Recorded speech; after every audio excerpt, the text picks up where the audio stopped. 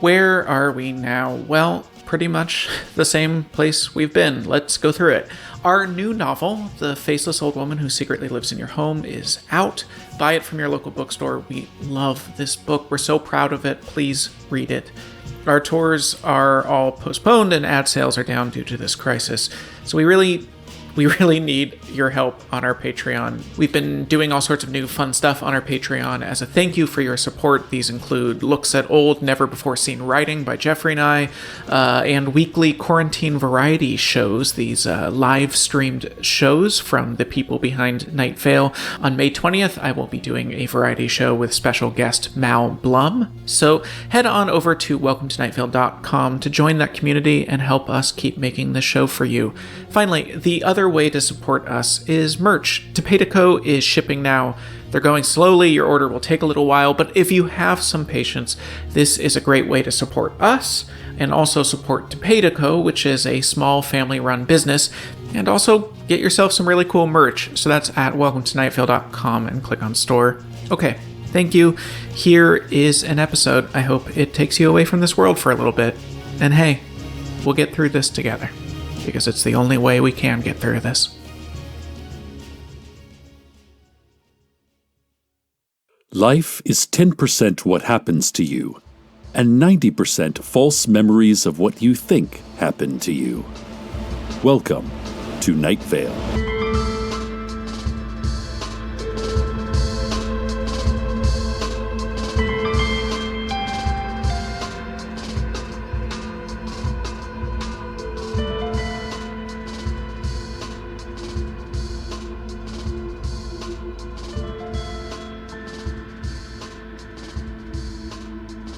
In an effort to bring more transparency to the sheriff's secret police, a chronicle of one night's dispatches will be released to the public. This action comes at the behest of the City Council, who voted unanimously on a resolution to ban plastic bags. Now, okay, while those two things may not seem related, Sheriff Sam misunderstood the vote as a rallying cry against tyrannical surveillance and a personal threat involving being thrown into the pit of vipers behind the bowling alley. Sheriff Sam, who has a paralyzing fear of vipers, proposed a compromise in which secret police dispatches would be temporarily divulged so the public can get a better idea of what the agency does and how tax dollars are being spent.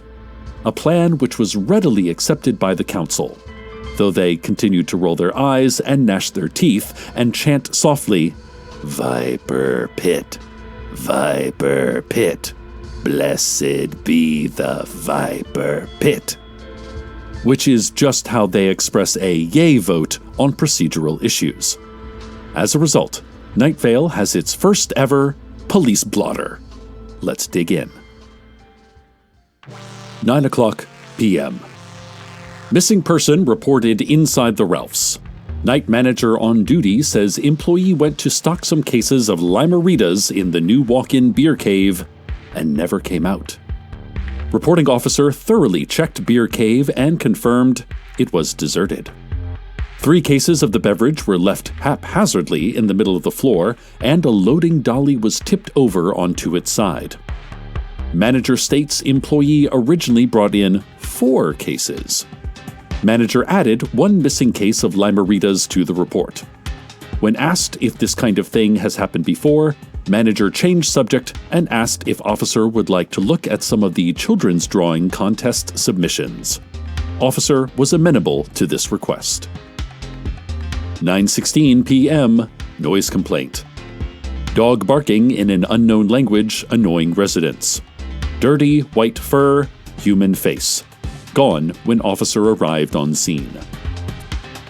9:25 p.m.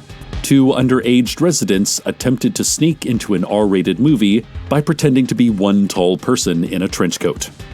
When confronted by officer, they turned into a swarm of flies and dispersed. 10:01 p.m. Noise complaint. A sound resembling television static was being emitted from a shower drain out in the Hefty Sycamore Trailer Park. When recorded and played backwards, It turned out to be a broadcast from a 1952 episode of the game show Beat the Clock, where contestants competed to see how many pieces they could smash a clock into. A plumber was called. 10:55 p.m. A resident of Desert Creek searched for easy tortellini recipes, but none of them were easy enough. It was so late already, and they needed to get to bed soon, but they were also very hungry and needed to eat dinner first. They wanted something quick, but they also wanted a real dinner, not a false dinner like cereal? They became hyper-aware that the more they deliberated on what to make, the longer it was all taking. And factoring in the decision-making time on top of the meal prep time was becoming additionally stressful in relation to the desire to get to bed soon. 11:30 p.m. A coyote corners swimming pool filled with blood and began swirling furiously in a counterclockwise direction. Homeowner appeared distressed. Officer advised homeowner to drain pool. 11:31 p.m. Multiple residents awoke in a cold sweat from the same dream.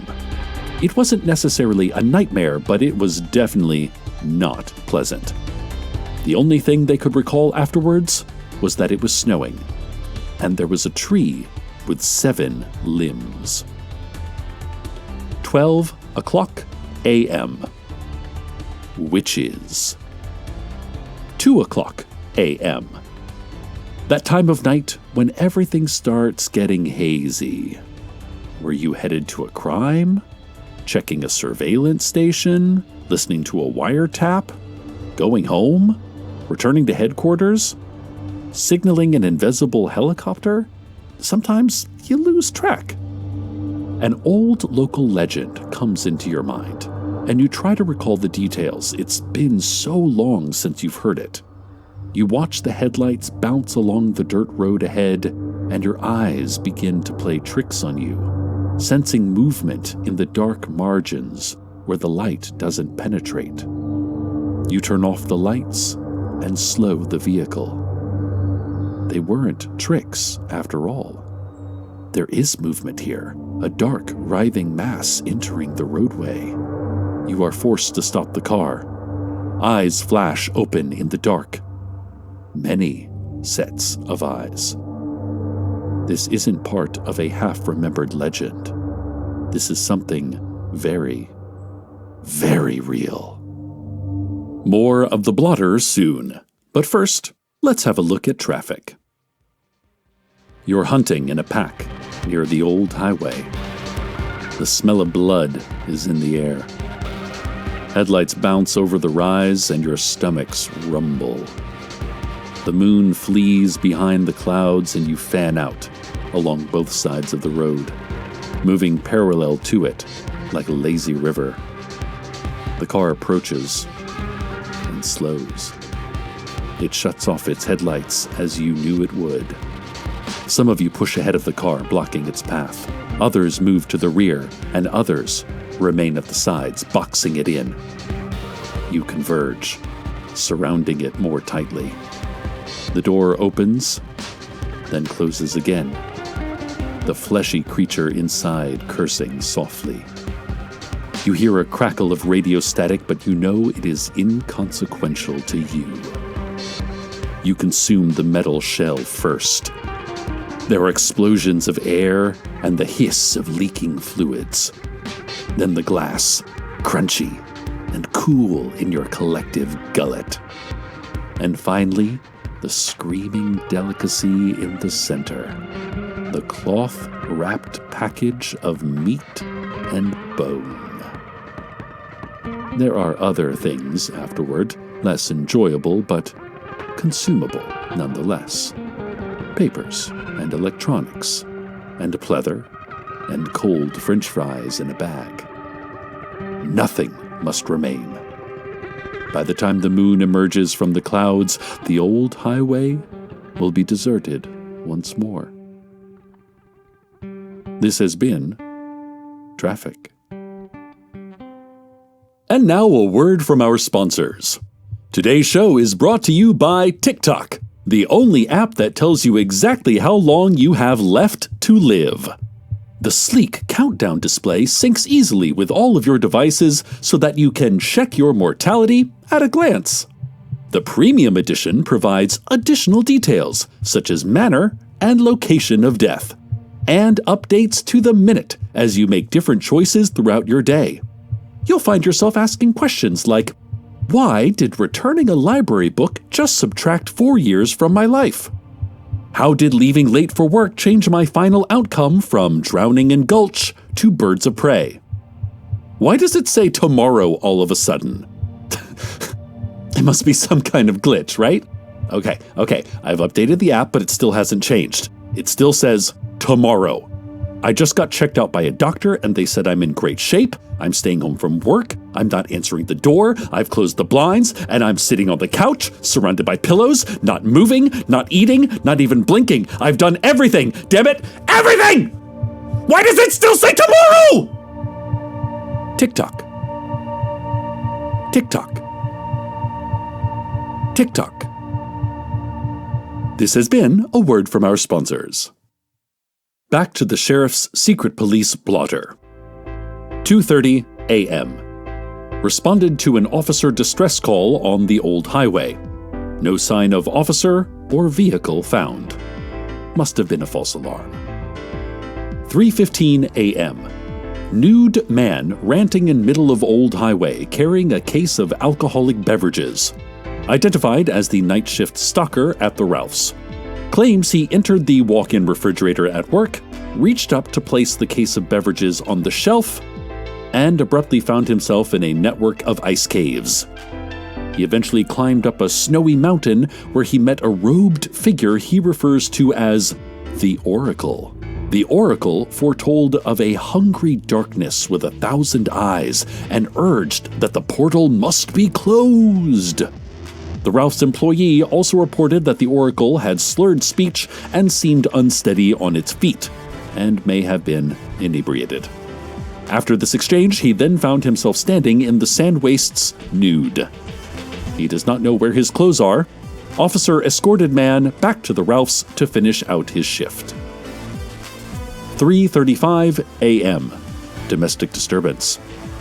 He won't stop practicing the flute, a Cactus Bloom resident reported, indicating his doppelganger who stood in the corner of the bedroom, staring unblinkingly at the wall and playing the same halting scale on a wooden flute.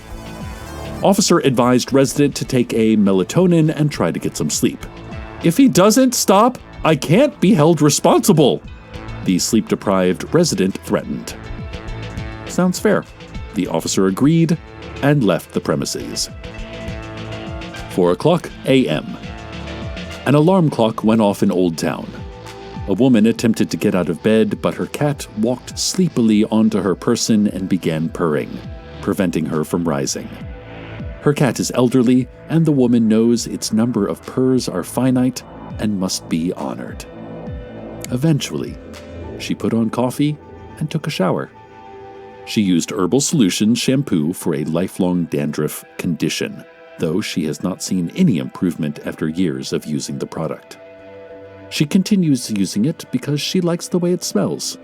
It smells medicinal, like it's helping. And it does tingle, like the label promises. The tingle means it's working, the label says. So, it must be working. And now, a break from the police blotter for some sports news. Night Vale High School, go Scorpions, has added a concession stand to be used during sporting events.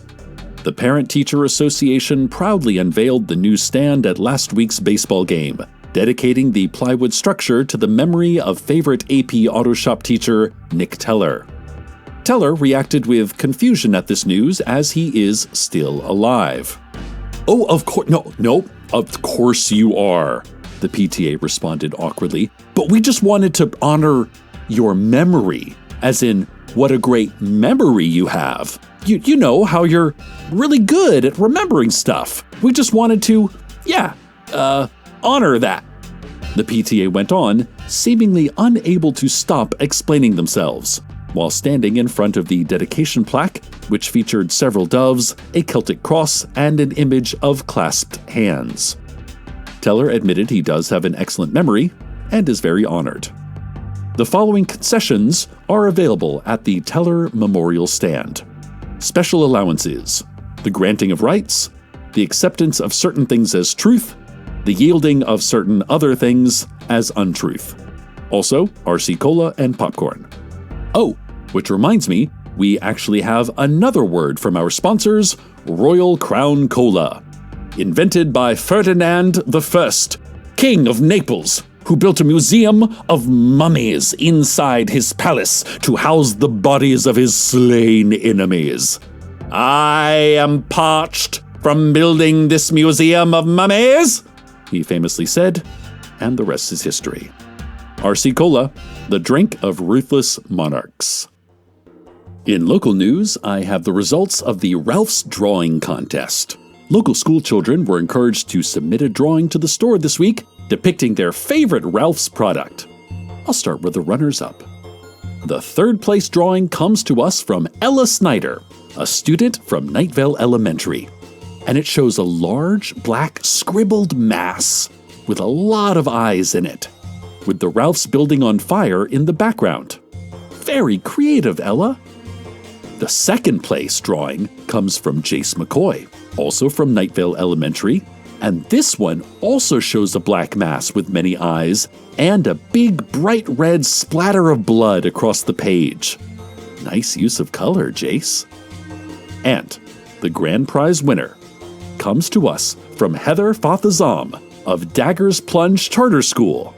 Her drawing features a beautiful black mass with lots of lovely eyes, and it's holding a box of store-brand frozen pizza rolls.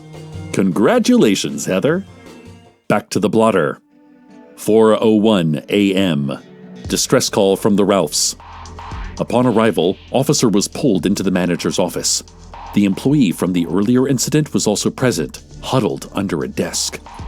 Manager frantically indicated the surveillance window that looks out into the store, which he normally uses to spy on shoppers and report on what they are wearing for his customer fashion newsletter. Shelves of products were being knocked over and consumed by a vast, dark nothingness. The back of the store then burst into flames. The manager implored the officer to, quote, "Do something please or we'll all be killed." Officer used the intercom system to tell the nothingness to vacate the store immediately and advised it of trespass and vandalism laws. The nothingness took the form of many dark shapes with many eyes. A tank of fresh seafood exploded and numerous shellfish were damaged. Officer advised the shapes that they were all under arrest. "Stop talking to it!" the manager cried and knocked the intercom mic out of the officer's hand. Approximately 1,000 eyes turned to look at the office window. Interesting. Well, let's have a look at that weather.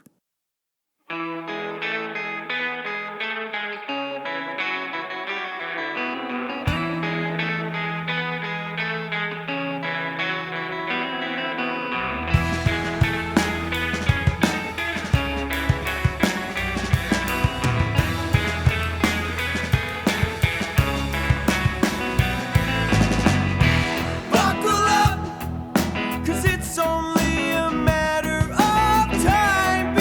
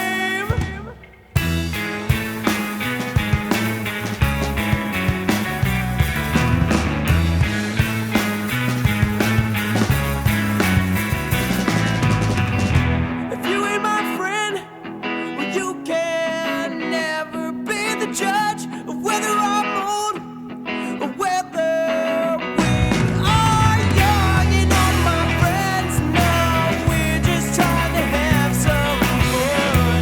And it's always just begun. I'll be by your side with my heart wide open, open, open for you.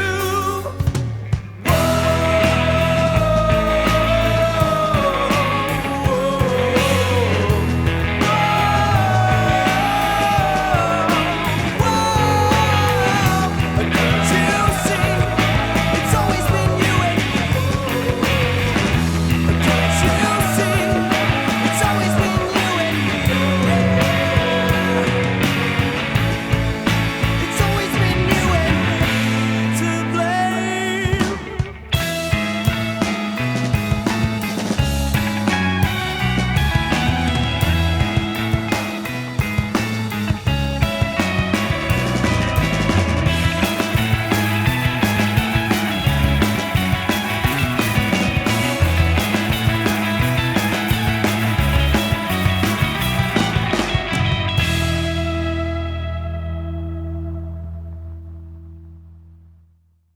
4:35 a.m.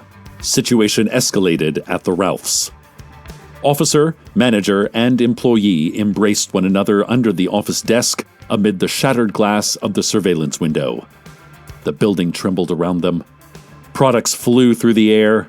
Half the inventory was sucked into oblivion, and a great fire blazed, spreading to the bakery section.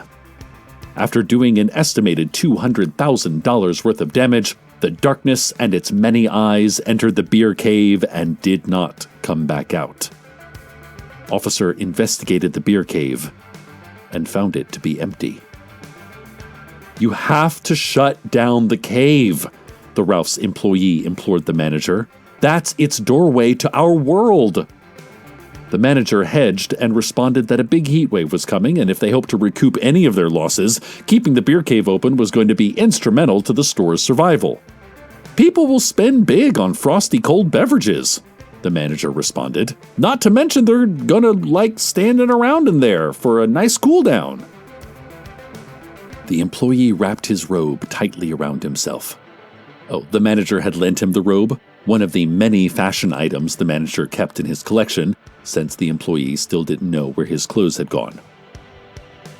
"Okay," the employee said. He picked up a Lime-A-Rita that had been knocked onto the floor and guzzled it down in one continuous gulp. Then he said, his voice already a little slurred, "I'll have to try to stop it myself."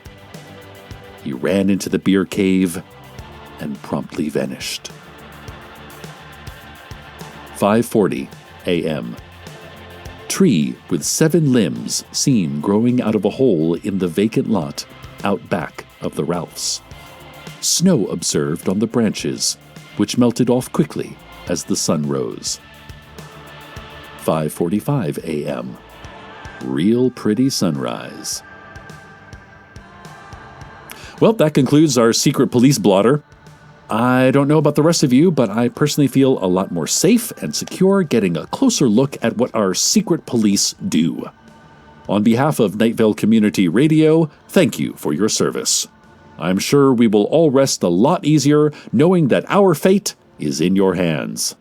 Our sleeping bodies are under your watchful eye, and our every thought and action is being monitored for the greater good. As Secret Police mascot Barks Ennui always says, stay tuned, stay vigilant, report your neighbors. Woof, woof. Good night, Night Vale. Good night.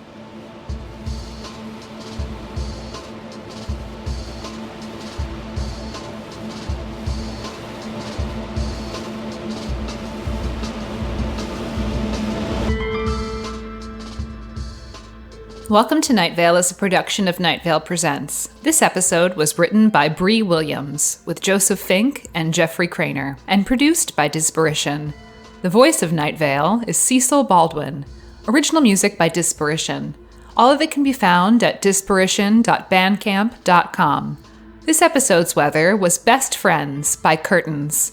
Find out more at curtains.bandcamp.com. Comments, questions, email us at info@welcometonightvale.com, or follow us on Twitter at Night Vale Radio, or tell that barking dog to go home.